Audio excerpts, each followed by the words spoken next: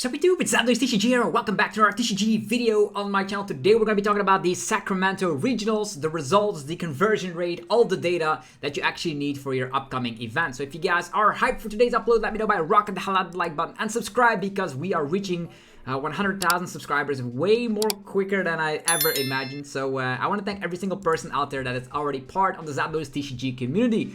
With that being said, let's talk about Sacramento, shall we? So with about 1,700 players in the Master Division battling it out, it was none other than Miraidon that took it all down, which I expected because with Surging Sparks we gained a ton of extra cards for Miraidon. Think about Magneton, Latias EX as an example, and even the Pikachu as the better Tera Pokemon over the Mewtwo EX that was previously used. So what do we see here in this day one field?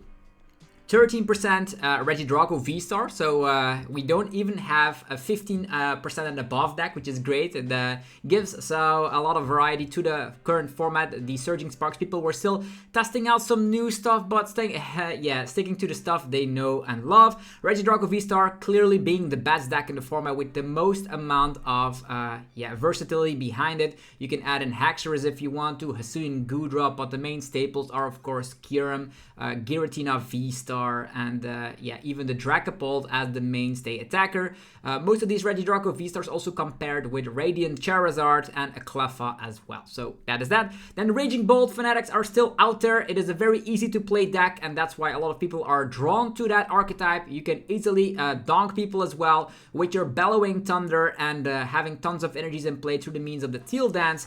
It does seem like Ogerpon is one of those cards from the Twilight Masquerade set that has seen the craziest impact in the format that we've ever seen. Because if you take a look at it, the top two archetypes are relying on Ogerpon, which is very funky for sure. So Raging Bolt, the best beat stick deck out there. But it was still dethroned by Miraidon winning it all in the end. We see here Charizard also being back in the format with, of course, about almost 9% meta share. And then, Lost Box. That is the big winner from the Surging Spark set, actually gaining Pikachu EX. And most of these Lost Box decks were really leaning towards that Pikachu EX as the crazy 300 damage output Pokemon that cannot get easily one-shotted. Lugia dropped way off as predicted with the increase of Lost Box, with the dominance of Miraidon that I also expected. The Lugia numbers went way down, all the way down to 5% meta share. The same amount of meta share that Gardevoir EX comes back with. So Gardevoir EX still hanging on there because a lot of people are actually Gardevoir fanatics and they cannot simply put away the deck.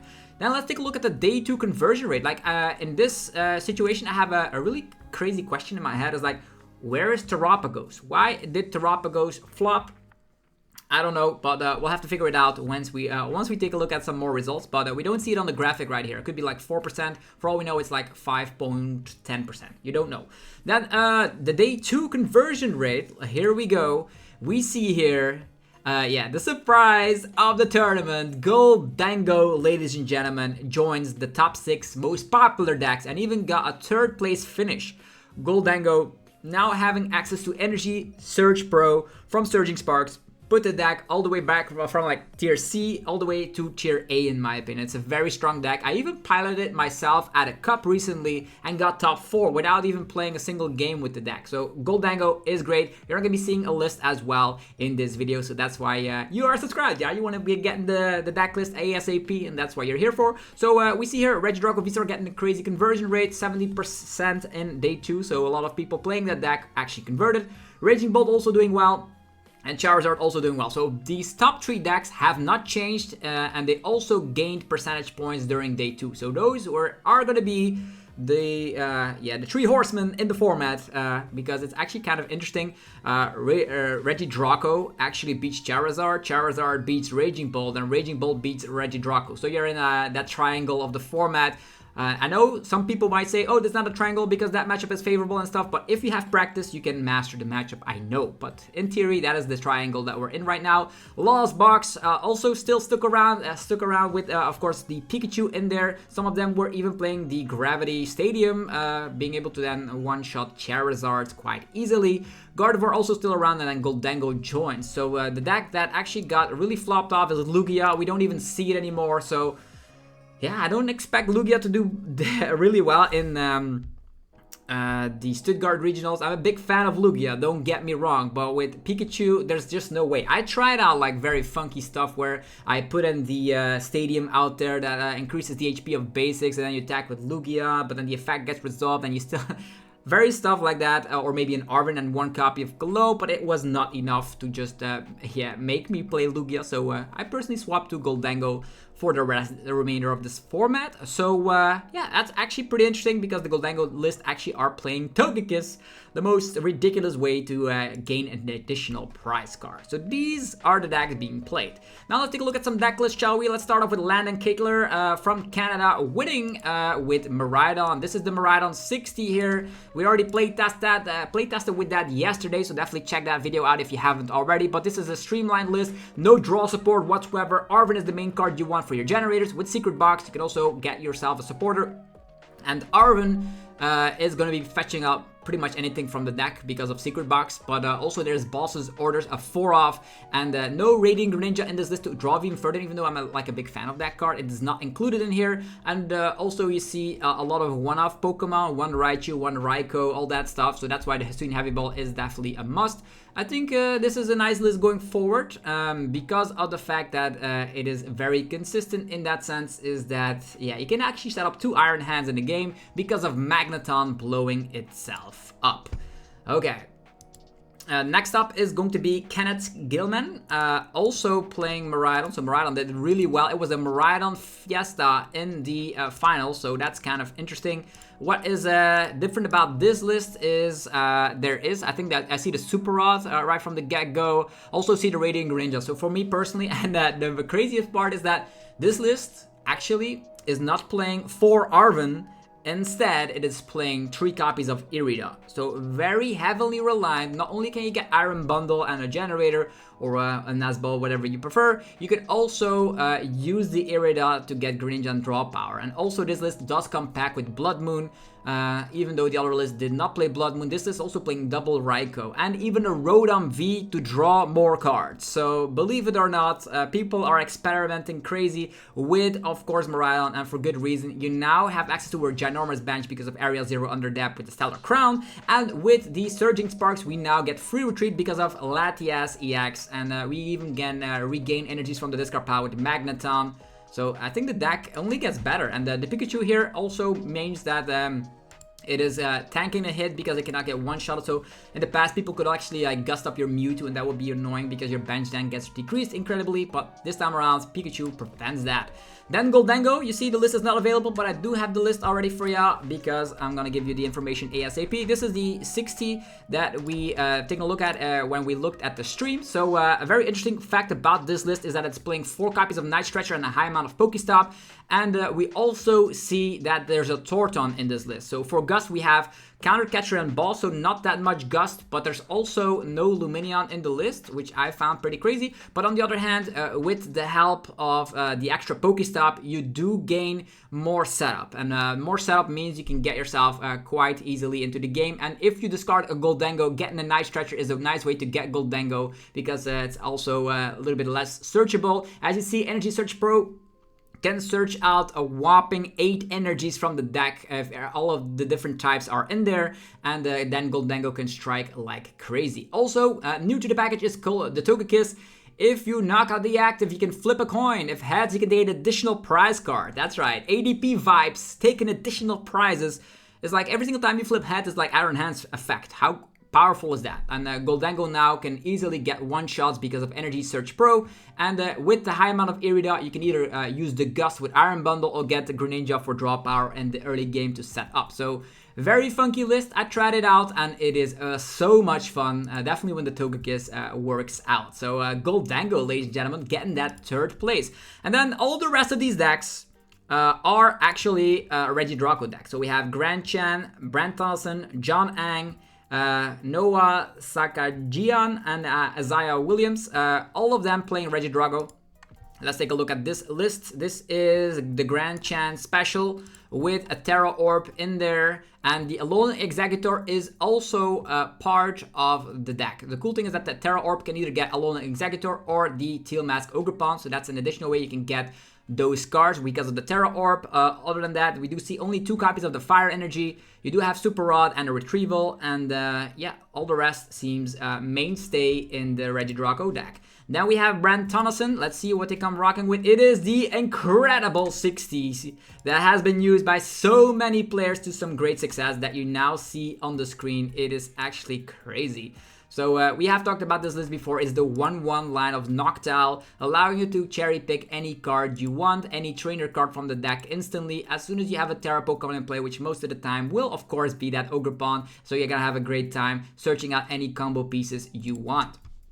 Then the other Regidrago list from John Ang, they actually were also playing Alolan Executor. So Alolan Executor is sort of like a soft counter if you're not able to hit through something like a Pikachu EX. You can always flip that coin, and that also does mean against decks like Miraidon that you don't have to discard all of your energies by using the Lost Impact or put them in the Lost Zone. You can just go with that Alolan Executor. Again, also playing 1 copy of the Tera Orb. So people were onto something with a 60 that has been performing that great. Then we have Noah Sakajian with this 60. This 60 also is playing a Hawlucha. You don't see Hawlucha very often in the Regidrago decks these days, but this time around it is in here. And also with all of these decks playing Temple and like Terapicus not being around and Lugia not being around, will people now cut down the Temple of Sinnoh?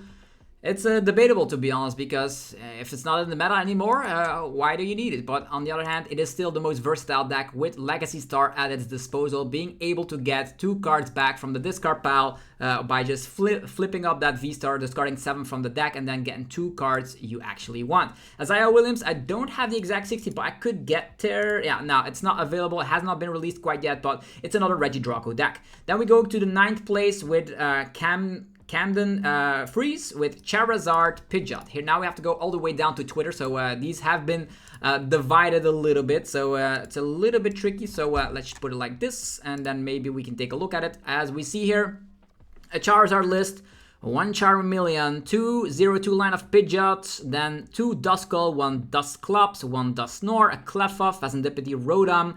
I think, if I had to guess, it's a Lumineon there, and then a Radiant Zard. So we have a Turo, Torton, and even the Briar in there. And then for the mainstay supporters, we have 4 Arven, 2 Iono, 2 Bulbasaurus. All the rest is pretty visible to me. We have the Unfair Stamp as the Ace-Pack card of choice, and a greedy list with only 5 Fire-type energies in there. So it's a little bit on the greedy side, in my opinion, but if the Super Rods can work out, they can definitely get the job done. So Charizard also doing pretty okay.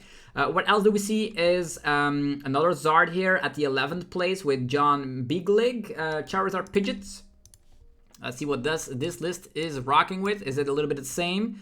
We see, yeah, pretty much the same.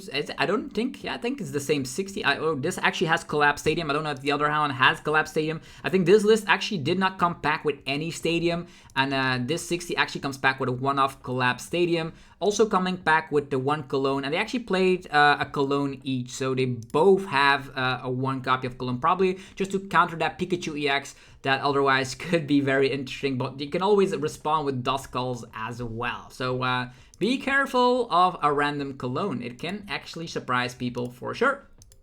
Then there is Andrew Hedrick with a Regidrago VSTAR. Believe it or not, Regidrago VSTAR was the clear winner once again of the event, and has been dominating the early on season here in the 2024-2025 season. The Road to Worlds, everyone's piloting Regidrago VSTAR, clearly because it has the most answers. We do see the Capturing Aroma for the additional search out, and there's also the only one of Dragapult EX. Other than that, the rest seems pretty fine. 3 copies of Fire Energy. They did cut down the Temple, so they were already prepared of the drop of Lugia VSTAR. Okay, what else do we see here in that top 16? A Chimpao, believe it or not.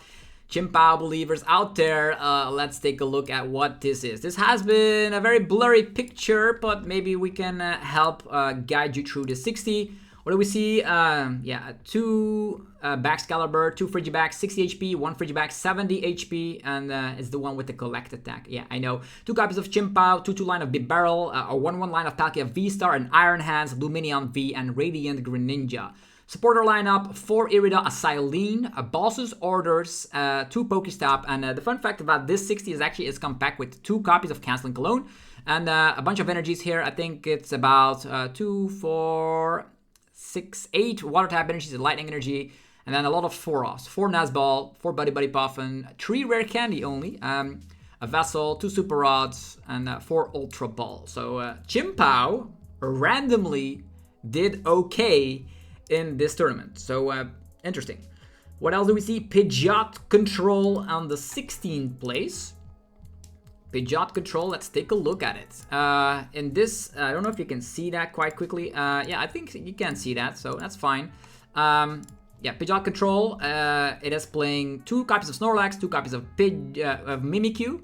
There is a Chi-Yu for some extra milling, Luxray to take a look at the opponent's hand and discard, and then there's also 2 copies of Rotom, 2 copies of the Cornerstone, and then a little bit of the disruptive supporters, Erica, Eerie, Misfortune Sisters, all the good stuff you know, accompanying Flute, also pretty annoying, and a couple of counter catchers. So it's a little bit of a hybrid of a Snorlax block deck, but also coming packed with Pidgeot EX to get any card you want every single time. It also comes packed with Beach Guard randomly enough.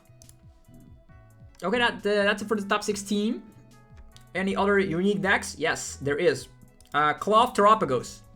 Believe it or not, this actually got 25th, so top 32, with a very funky list that you can see on the screen right now. It is coming packed with, if you can see it here, a couple of Cloth, Terapagos, Hisuian Electrode, Blood Moon, some Brute Bonnets, the Oranguru very special, which allows you to get like a tool from the deck, which is awesome. I think it's even 2 tools if I'm not mistaken, and there is also Pheasantipede, Patcharand, Latias, and because you have actually come back with the Patcharand, you can always have some free retreat action going, and you also poison yourself in the process, which means Cloth can instantly...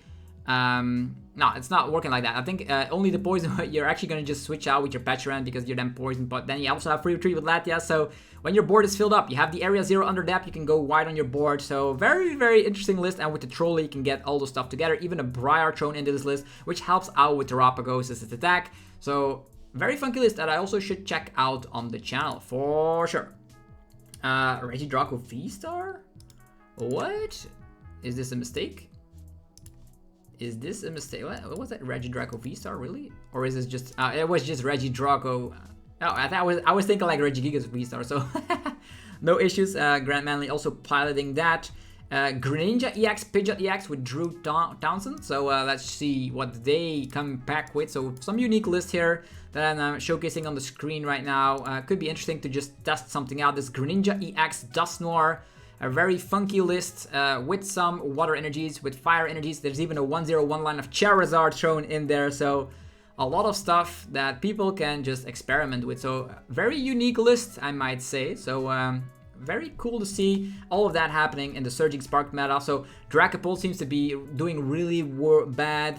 There was also an Archulodon top 64. So at least that's something, right? So this is the Archulodon list that is actually playing a heavy line of Archulodon, a 2-2 line of Dialga VSTAR, and a little bit of switching effects, Scramble Switch as well, which works really well with that Dialga VSTAR. So very cool looking archetypes that did well at Sacramento Regionals. But I want to hear your opinion down below. How did you feel about the Sacramento Regionals itself? How will the meta develop even further? If you want to check out more results, go check them out over at limitlesstcg.com. They will be uploaded very shortly, but you already have a little bit of an insight of what was played and some of the 60s.